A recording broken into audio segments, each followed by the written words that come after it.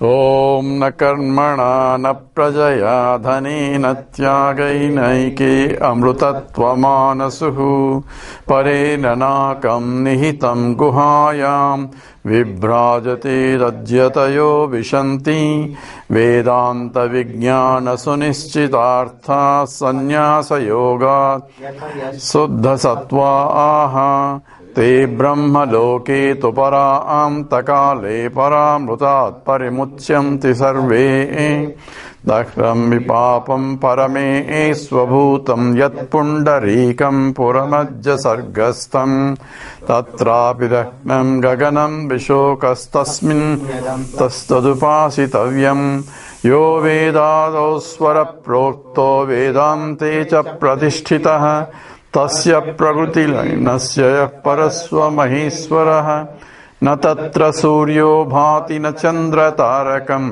nema vidyuto bhanti kutoyam agnihi tameva bhantamanubhati sarvam tasya bhasa sarvamidam vibhati. Om Har Har Namah Parvati Pataye Namahadev. Sri Sadgurunatha Maharaj Ki Jai. Right.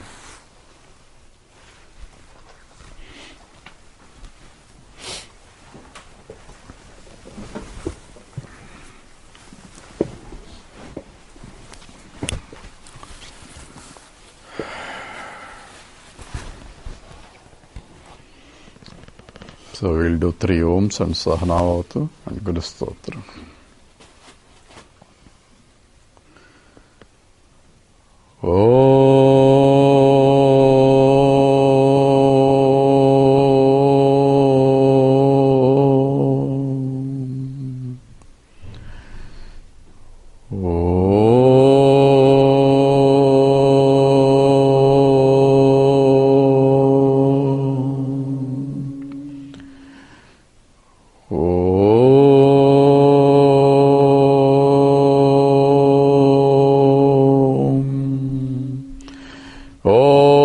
Sahana bhavatu yam karavavahai tejasvinavadhitamastu ma vidvishavahai. Om Shanti Shanti Shanti. Guru Stotram. Akhanda mandalakaram vyaptam yena characharam tatpadham darsitam yena tasmai Sri Gurave Namaha. Ajnana timirandhasya jnananjana shalakaya chakshu militam yena tasmai Sri Gurave Namaha. Gurur Brahma Gurur Vishnu Gurur Devo Maheshwaraha Gurureva Param Brahma Tasmai Sri Gurave Namaha. Stavaram Jangamam Yaptam Yatkim Chisacharacharam Tatpadam Darsitam Yena Tasmai Sri Gurave Namaha. Chinmayam Vyapiyat Sarvam Trailokyam Sacharacharam Tatpadham Darsitam Yena Tasmai Sri Gurave Namaha. Tvameva Mata Cha Pita Tvameva Bandhuscha Sakha Tvameva Vidya Dravidam Tvameva Sarvam Mama Deva Deva Tvameva Sarvam Gurudeva Deva.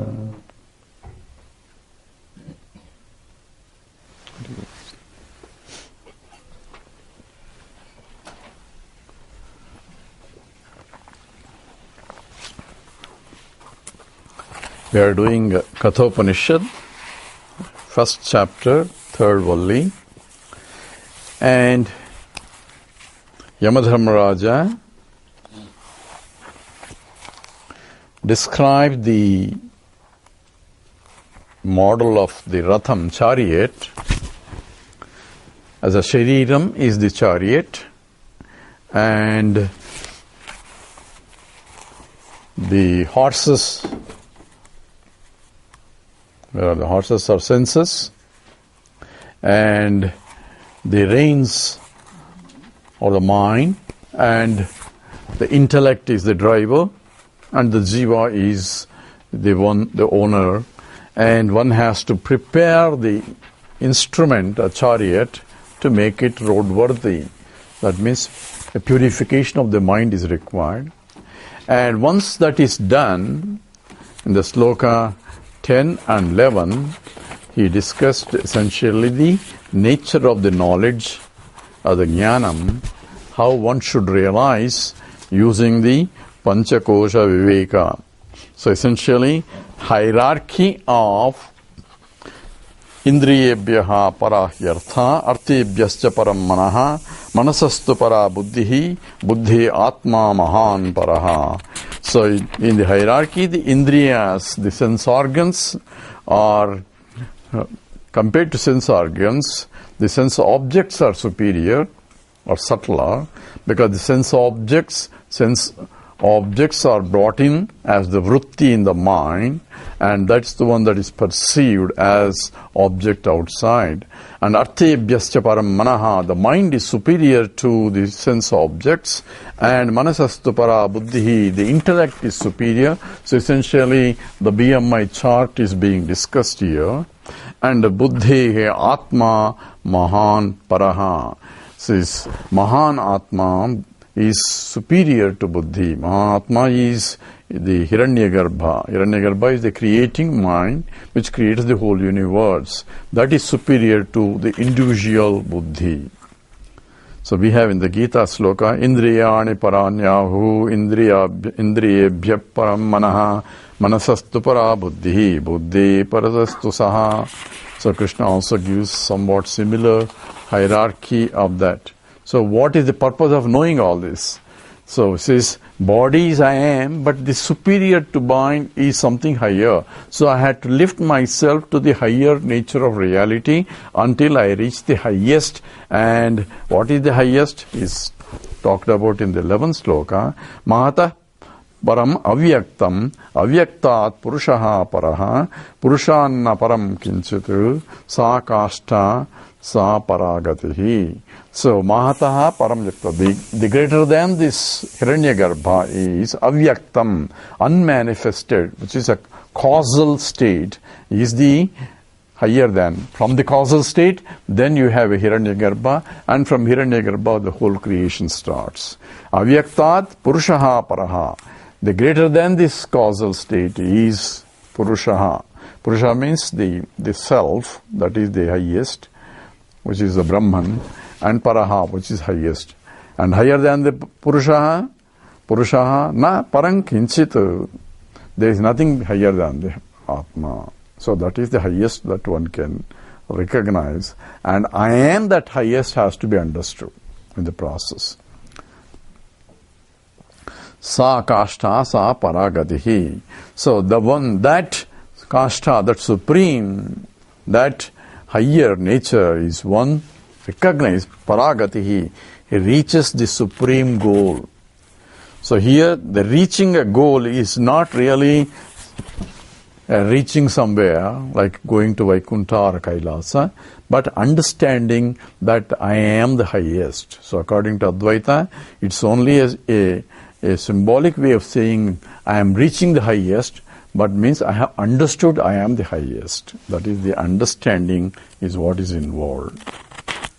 That's what Shankara clarifies in his commentary. So that's where we stopped last time. So that's where we stopped last time. So that's where we stopped last time. So that's where we stopped last time. Now second chapter and third valli. Now second chapter and third valli. Yesha sarveshu bhuteshu Yesha sarveshu bhuteshu Gudotmana prakashate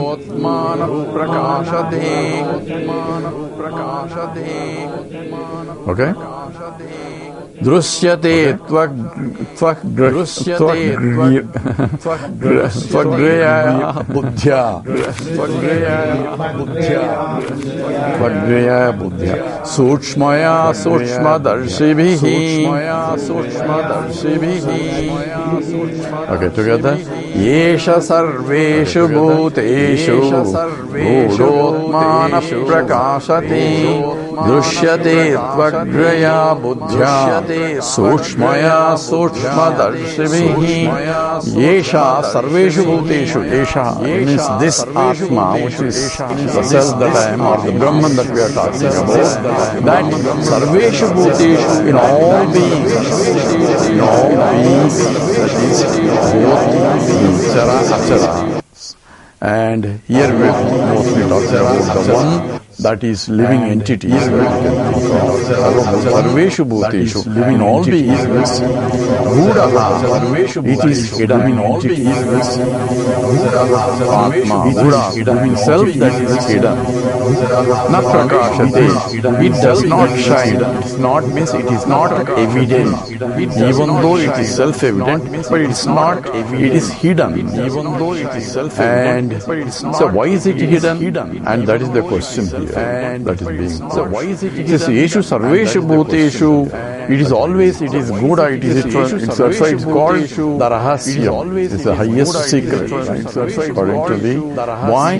Because even if you tell that you are the Brahman, nobody will believe it. Because even if you tell that it is so secret that no one believes that. You say you are the. It is how can I be? It's not possible. So he will say there is a blasphemy, and they will even ready to kill you for saying that. And they will in fact says that is so hidden because it's not evident. So it is hidden by what? Hidden by ajnana. So it is hidden by ignorance. Ignorance is hiding it. So ignorance hiding the knowledge, because knowledge is always evident, and ignorance as though hiding, because knowledge is always evident, because ignorance really cannot hide it. Even that I am ignorant is known only in the light of that. Just as in the Atma Bodha we have sloka is, just as the clouds are covering the sun. Clouds came because of the sun only, right? They arise because of the sun. But when say I cannot see the sun, it is Buddha, it is hidden from my vision. The one who is underneath the clouds cannot see the sun because the clouds are covering the sun. And how do you know the clouds are covering the sun? I can see that clouds are covering the sun. How can you see? The clouds in the sunlight only. How can you see? In the sunlight, I can see the clouds, and those clouds are covering the sun, so that I cannot see the sun. And those clouds apply the same thing. So that ignorance is covering the Atma. So how do you know? Of course I know, because everybody's face tells me that no one claims I am Brahman. I don't know if you guys can claim or not. No one claims I am Brahman. Nobody wants to claim or can claim that I am Brahman. Why? Says Scripture says that you are Brahman. What is the problem? Why? I think so, but I don't think so. Where is the problem? The problem is I am so deeply rooted with the notion that I am this and I am not infinite. I am only a finite guy. How can I be infinite? Brahman means infinite. I am only a finite guy. So even if we tell, continuously listen to the talk, yes, I agree, I am Atma, this is true and all that, after the class is over, ups and downs in life goes on. Because I need that for me to be happy. Hey, just now he said I am Brahman. Brahman means infinite. Anantameva Anandam. Infiniteness is Ananda Swarupam. I am happy. That's what is essentially Brahman means. I am happiness itself. But I am crying once a day, yes, I am happy. That's what our processes, because that's why it is called a Gudaha. So it is not self-evident. Why? Na prakashate. It is not crystal clearly seen, I am Brahman. It is not crystal clearly. And why it is not being? Because my mind is not purified enough to see the fact. My mind is not purified enough to see the fact. So drishyate. So drishyate too, but it can be seen.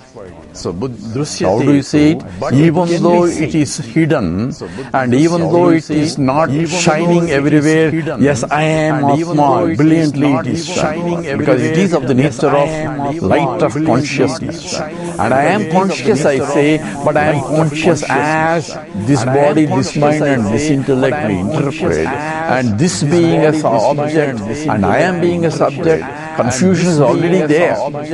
And I don't need anyone scripture to tell me I am confused.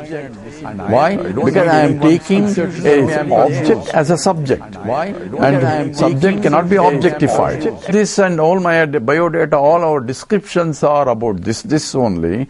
On any this is only inert, and therefore a conscious entity identifying with the inert entity shows that the ignorance is implied. This only. So how do you know which one who says that I am ignorant? And no one has to tell you. It is obvious. It is a pramana is not required to prove that I don't know.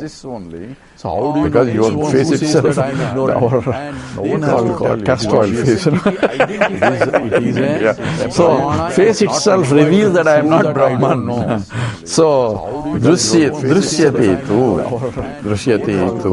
So in spite of that, it can be seen. So how do you see?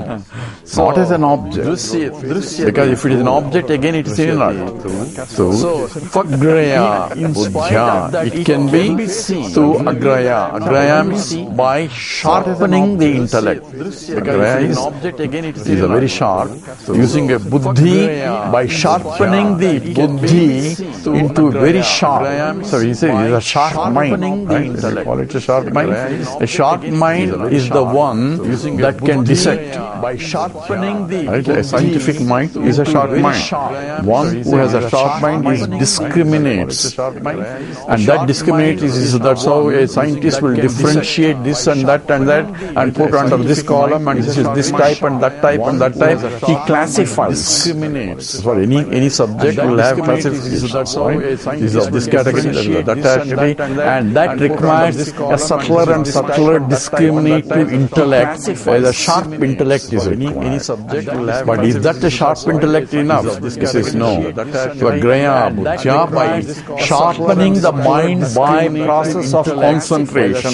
Your concentrated mind is the sharp mind is required. A wandering mind cannot see it. Why? Wandering mind captures only superficial entities but not the essential entities. And that's the reason why a sharp mind is required. But that sharp mind is not sufficient. It is sukshmaya. It also requires a subtle mind. Not only it is a concentrated mind, but I have to use a concentration or a meditation in order to direct my mind so that no distraction will be there. So it's a focused mind. That's what is a sharp mind. Agraya is a sharp mind. And sukshmaya, a subtle mind where, because I need a mind which can differentiate, which is very subtle here. It's not a gross classification that a scientist can do, but it is something mixed up so subtly that I have to differentiate that which is not perceived, that which is perceived in every perception. And that's where the problem is. Sukshmaya means in every object it is there, but I am not seeing it, including this glass, this one, every object that I perceive, it is there. That's why it's called Brahmarpanam, Brahmahavi, Brahmajno, Brahmanahutam. From Arpana is Brahman. Arpana means simple ladle is Brahman. How can Arpana be Brahman? How can a simple ladle which is finite thing and inert thing, and Brahman is a conscious entity which is infinite entity, how can it be? That's why we need a Sukshma Buddhi, where I have to look at the ladle, or look at the glass, look at the obstacle, look at the table, look at every object in the world and perceive that which is essence behind that, the material cause of that. Oh, this material the table is made up of wood, I can see that. But we had to say, what is wood is made up of? Wood is not the ultimate material. Then you say, I had to use some kind of organic fibers. So that's not final. Then I had to go to atoms. That's not final. I had to go to electrons, protons. That's not even final. The God particle. God particle. That is not even final, because there is a conscious entity which is trying to differentiate it. Without the conscious entity, no particle can be discovered. But that conscious entity has not been analyzed. You have to analyze that first before you analyze the object that you think of. Because object's existence cannot be established without a consciousness present. Therefore, consciousness is much more important than the objects, because objects come and go, but consciousness cannot come and go. So that is more permanent and eternal, and therefore one has to analyze what is that consciousness. For that, I need to have Sukshma Buddhi, Sukshmaya, and by whom it can be seen, Drishyate too, it can be seen, or means it can be understood here, Sukshma Darshibihi, by those who are attending Kathopanishad. Sukshma Darshibihi is those who have the vision of seeing or discriminating what is Nityam and what is Anityam. That's why in our scriptures they put the divine Hamsa, right? Hamsa is a discriminative intellect. It can differentiate the milk from the water, I guess. So it's a divine Hamsa. That is what for the knowledge as a symbolism. Even in Chinmaya mission there is a divine Hamsa there. On top of it there is a light also. So the light that has to be. And that is for that to differentiate that it is a knowledge that has to take place in every perception. That's what Pratibodha Viditam Matam. That's what is the Kathopanishad Visa. It is revealed in every objective knowledge. But what I had to do is, in every knowledge, I had to see by using subtle intellect, differentiate that which is object and that which is the subject, consciousness. Because in every knowledge, consciousness and the existence of the object are joining together for me to establish or to be conscious of the existence of the object. Right? Should do all the epistemology that we have understood, and every knowledge that takes place, in every objective knowledge that takes place, because in every perception there is a knowledge of an object there, in every knowledge there is a consciousness involved, and therefore I have to differentiate using the subtle intellect that which is conscious part that is getting reflected, and that is which is reflecting medium that is there. So that is Aita Atma Midagam Sarvam Tat Satyam Sa Atma Sa Vigneya. Aita Atma Midagam Sarvam. That is one of the famous statement. More than Tattvamasi. Why? Aita Atma Idagam Sarvam. Idam Sarvam. Idam means Idam Sarvam. This entire Idam Sarvam Idam. That means every object. Aita Atma, that which is the essence of Idam Sarvam, is that Sat.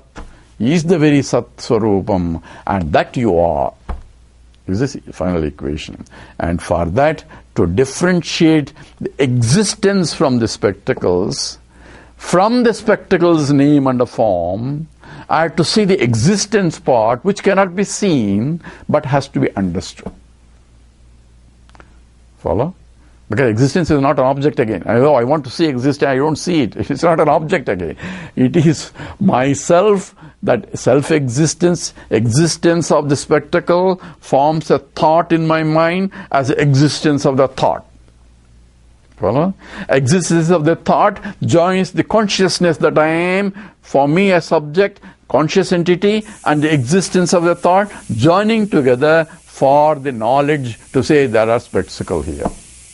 Follow? That means in every knowledge of every object, this process is going on. It's so quick that we don't say. Because every object is thought in my mind, it's not the real object. Just as when I say hand, you are seeing the light only, right? But I'm not paying attention to the light, I'm paying attention to the hand. But what is subtle now? Remove the hand, it's not the hand, but it is the light that is reflected by the hand. Now can I see the light without the hand? Now you need Sukshma Darsana. Now you see, if I can see the light falling on the hand without paying attention to the hand, because without the hand you cannot see the light. So I need a light, I need a hand. At the same time, I don't want to pay attention to the hand, but I have to pay attention only to the light that is falling and getting reflected, and paying attention only to the light that's coming back. That is what subtle intellect requires. Now apply the same thing to the consciousness. When I see every object, it is a thought in the mind, consciousness beams back from the thought, and it is the consciousness that is reflected back. I had to pay attention not to the thought, not to the hand, but the light reflected back by the hand. Light reflected back the thought. Instead of any thought, give a thought to the mind, a same thought and the same thought and the same thought, so that we don't get carried away with the hand and the leg and all that, my dance, all those. You get same thought so that you don't pay attention to the contents of the thought, but only to the reflecting light. That's what is japa. You want to know what is the secret of japa? That is what, so take the name of the Lord so that you don't get carried away with so many other things, but repeat the name so the thought is rising, but don't pay attention to the thought now, but to the consciousness that is getting. I'm conscious of this thought, I'm conscious of that thought, and if I can concentrate in a seat of meditation to every thought that is rising of the japa, not paying attention to the contents of the japa, but paying attention to the consciousness because of which I am conscious of this thought now, the thought as well as the absence of the thought. Angana, Angana, Mantare, Madhavam. Madhavam, Antare, Angana. Uttama, Kalpite. I forgot. Sajjago, Venuna, Devaki, Nandana. So, this Angana means three, the Rasa Kriya. Is a gopi and a gopi and a gopi, and between gopi there is a Krishna, Krishna, Krishna dancing. And as the gopis get tired of it, gopi is nothing but a thought and a thought and a thought and a thought. And everything they become a ring and dancing, and Krishna only in the center without any gopi. Now, my concentration is only on the light of consciousness that is illumining from each thought only. I don't pay any more attention to the gopis or thoughts. Thoughts come and thoughts go. Now it doesn't matter what thought now. Once I have the knack of this meditation, then it need not be thought of the Lord, because everything is nothing but the Lord only. If I understand also that Lord is pervading everywhere in every form, then name of the Lord is, every name is the only Lord's name. That's why we have a Sahasranama. Sahasra means only a practice only for 1,000 names, but every name is only his name only. If I can understand it, then we can become like Kanakadasa. I don't know if you know Kanakadasa. Somebody asked me, do you know Kanakadasa? Yes, Kanakadasa. He was, in the Udupi temple, right? And the whole Krishna turned towards him. Means consciousness turned towards him because he was paying more attention to the consciousness.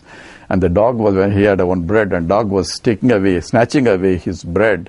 And he was running after the dog. Say, oh Lord, please have butter. It's very difficult to eat the bread. And everybody is laughing at him. Say, what a stupid fellow. He's running after a dog thinking that it's a god. Because there's not too much difference between a dog and a god. But he could see the consciousness there in living. That becomes every object becomes the perception of. That is called Drishyate tu. So one can see indeed, because it is hidden in the dog also. Either in the dog, in the bed, in everything. that one I perceive in the world. So if I have that Sushma Drishti, then I have that vision of the reality everywhere I transact with. So I have a param here. These 12 and 13 slokas are essentially, he is trying to identify how exactly one has to do it.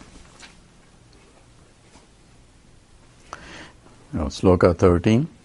Yached vang manasi prajnaha, ched vang manasi prajnaha, tadached jnana atmani, tadached jnana atmani, jnana atmani mahati niyasched, jnana atmani mahati niyasched, tadyached shantim atmani, yached shantam atmani, together, yached vang manasi prajnaha, yatadached jnana atmani, jnana atmani mahati niyached, tadyached shantam atmani. So prajnaha is the one who is a wise person, who has the discriminative faculty of differentiating what is eternal and what is ephemeral, what is the temporary thing here. So names and forms of the world keep changing, but I am a perceiver. I am a perceiver of this, I am a perceiver of that. I am doesn't change. And that is essentially the one who knows that is called prajna. Him, yat ched vang manasi. So he essentially, the walk, the speech is essentially merges with the mind. So he withdraws speech into the mind. So essentially a process of contemplation where he withdraws, because kaya vang manaha karyamuttamam. This is in the Upadeshara. Is a puja. You are doing a walk as a speech, as a, chanting the slokas and all that. But after that, higher than that is the meditation where you keep your mouth shut, concentrate in the mind itself. So you are withdrawing the speech into the mind, mental meditation. So yached vang manasi. Manasi is the Vedic usage. So manasi is in the mind. Tad yached jnana atmani. And that mind is withdrawn to the jnana atmani. Here jnana atmani, Shankara defines as the intellect. So jnani atmani. So that intellect, its mind is withdrawn to the intellect, because remember the hierarchy he has already provided. Indriyas, from which the mind, and the mind above the mind is the intellect, buddhi. So buddhi is superior to the mind, because buddhi is the one that is discriminative faculty. You need the emotional mind and you need the intellect. Now here we have to be very careful here. We all understand Tattvamasi, right? You have been attending here, right?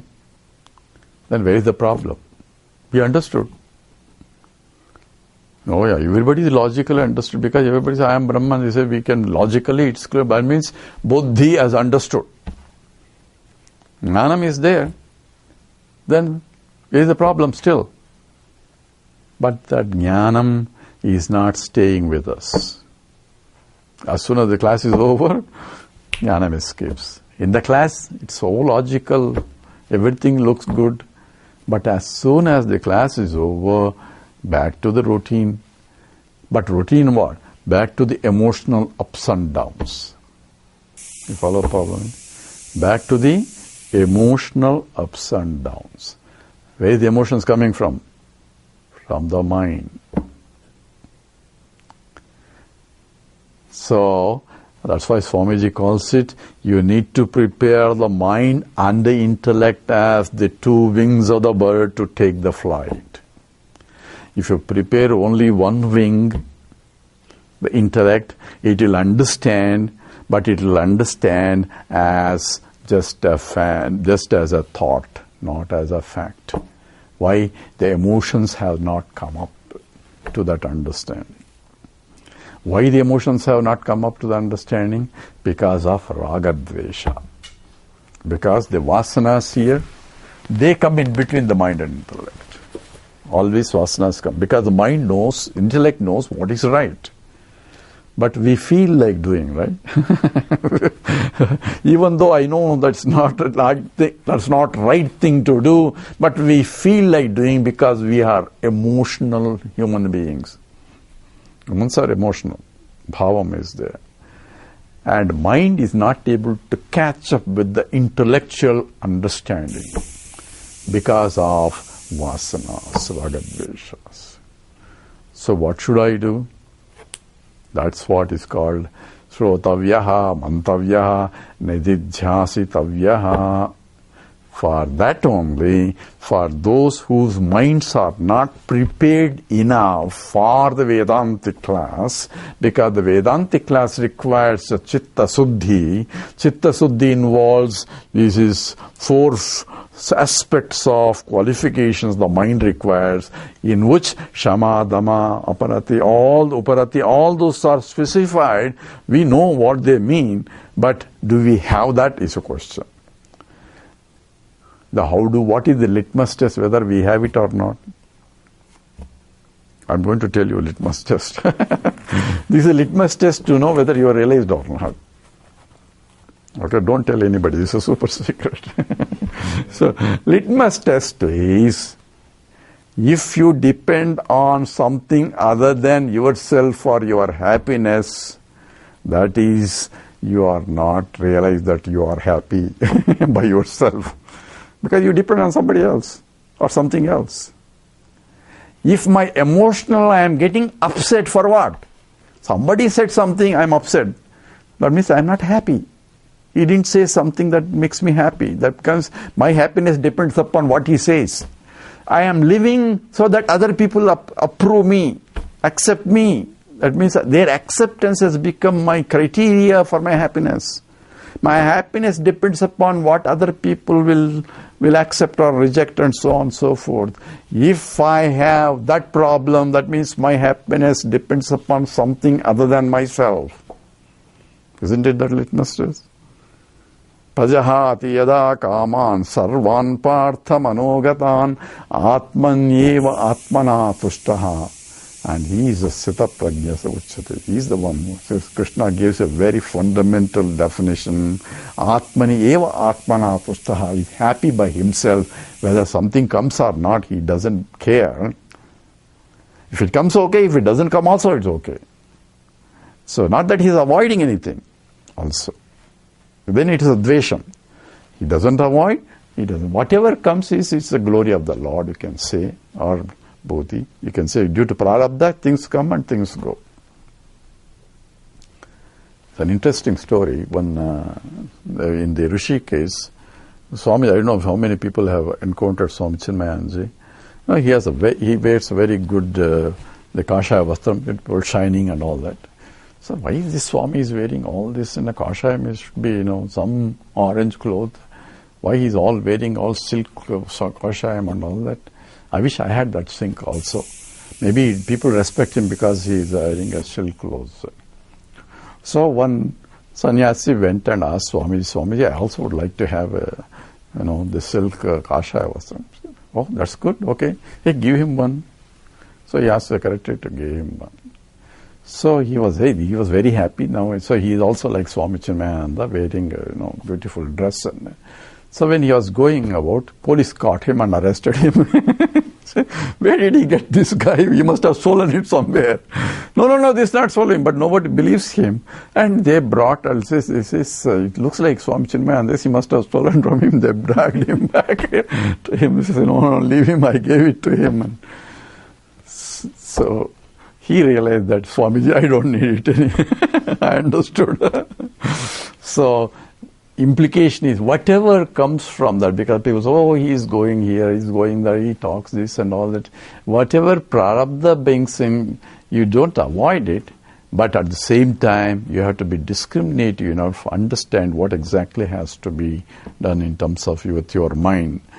Yogaratova, Bhogaratova, Sangaratova, Sangavihinaha, Yasya Brahmani Ramate Chittam, Nandati Nandatyeva. He may be a yogi or he may be bhogi, sitting in downtown. in the traffic jam. He may be yogi or a bhogi. Sangaratova, he may be in the company of people, or Sangha Vihina, like somewhere in the Himalayas, sitting in don't care for anybody. It is not what he does, what he is doing. Yasya Brahmani Ramate Chittam, where his mind is reveling in that I am that Brahman, I am that Brahman. That is what is the realized soul. Says there is a sloka from Upadesha Shara. This sloka is from Bhajgovindam. In the Ramana Maharshi Upadesha Shara, Ahamina Ashabha Jahamaham Taya Spurati Hrutswayam Paramapurna Sat.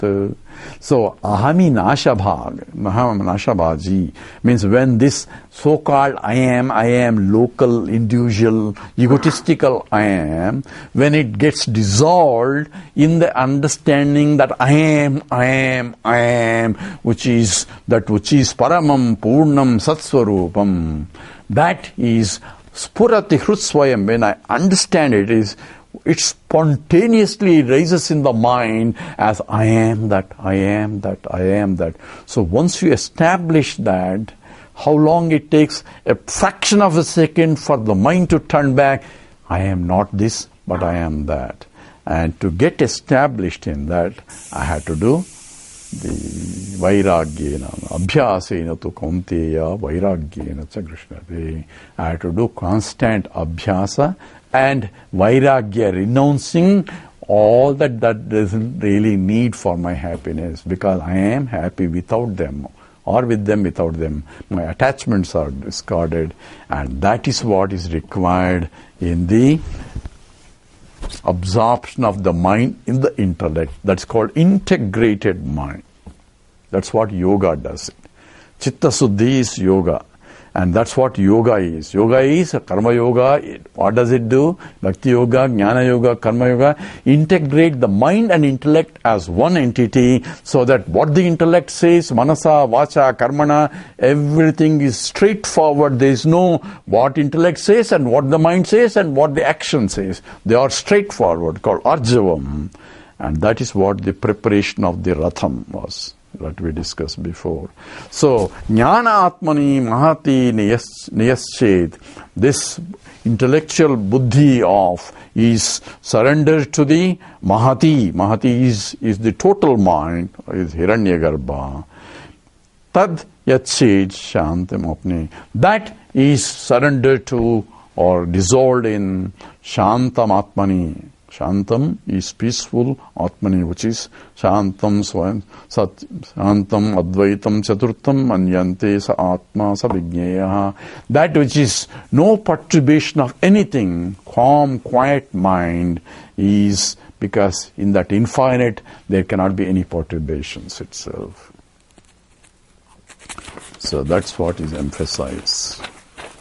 So in the next sloka, one of the famous sloka, Uttishtata Jagrata. Uttishtata Jagrata. And I have to shout so much that everybody has to get up.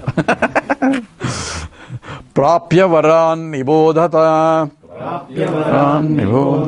Shurasya Dhara Nisita Durachaya. Shurasya Dhara Nisita Durachaya. Durgam Pathanat Kavayo Vadanti.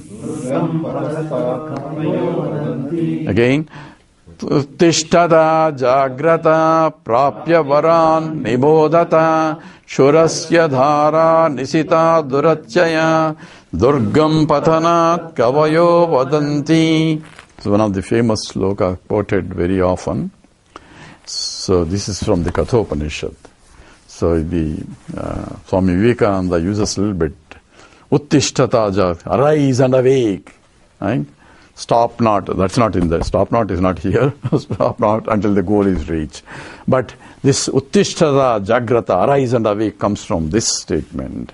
Uttishtata Jagrata, arise, get up, awake. Once you realize this is the very purpose of life itself, then don't go after things that really make you more and more mind. This is the highest thing that needs to be, because Manushyatvam, Mumushutvam, Mahapurusha Samsami, Durlabham Taimi Vaitadu. Once you have understood that what teaching of that is, then one has to awaken to that. So he's whipping at the Yamadharmaraja whipping us through the statements. Uttishtata, awake from me, awake from the slumber under notions that I am this, I am a limited entity and all that. Don't cry, you are not. You claim what you are. This is, what is that? I forgot the sloka now.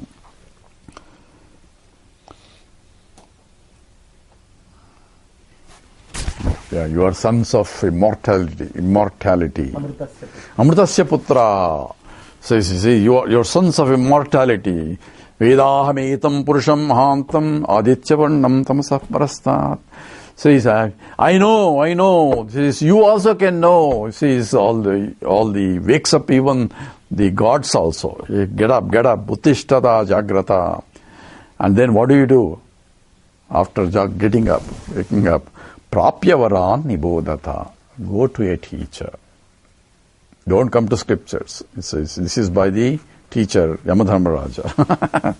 Prapyavaran nibodhata. This is a similar statement in the Mundaka. Pariksha lokan karmachitan brahmano nirvedamayan nascha kruta krutena tad vijñartam sa gurum eva abhigachet. You approach a teacher only. Don't come to me. To the scripture itself advises, go to a teacher who knows the scriptures. Okay? So here, Prapya Varan means Sreshta Purusha. So go to a supreme teacher who is firmly abiding in the knowledge of the scriptures and get Nibodhata, learn from him. What has to be learned? Why? Because Churasya Dhara Nisita Duratyaya. Churasya Dhara, Churasya means it is like a razor edge path. It's very difficult to go by yourself. Churasya Dhara. Nishita, very sharp. Duratya, it's very difficult path to go in this. Durgam Pathanat Kavayo Vadanti. It's Durgam Pathanat. It's very hard to travel on this Pathanat, this path. And who says that? Kavayo Vadanti. Those wise people, Kavi here is Panditas, who are the wise people, say that it's a very hard. Means wise people means those who have gone this path. They know how difficult it is. What is the difficulty? Because remember, seeing the light, not the hand. It's not that easy. Because our attention is only on the external, superficial names and forms, attributive knowledge. I am not able to focus my attention to the subtler things. And for that is akhanda akara vritti. I need akhanda means unbroken knowledge that I am that one, that is consciousness, that is reflecting in every perception. So I can never be away from that.